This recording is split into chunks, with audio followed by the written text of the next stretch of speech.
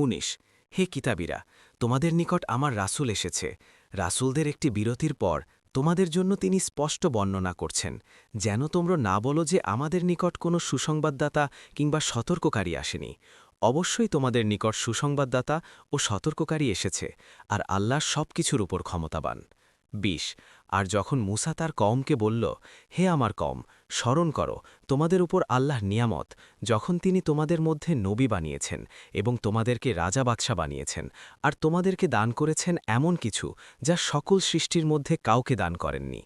২১ হে আমার কওম, তোমরা পবিত্র ভূমিতে প্রবেশ করো যা আল্লাহ তোমাদের জন্য লিখে দিয়েছেন, এবং তোমরা তোমাদের পেছনে ফিরে যেও না, তাহলে ক্ষতিগ্রস্ত হয়ে প্রত্যাবর্তন করবে।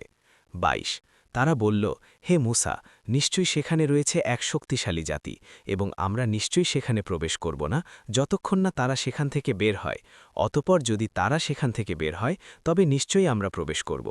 ২৩ যারা ভয় করে তাদের মধ্য থেকে এমন ব্যক্তি বলল, যাদের উপর আল্লাহ নিয়ামত দিয়েছেন, তোমরা তাদের নিকট দরজা দিয়ে প্রবেশ করো।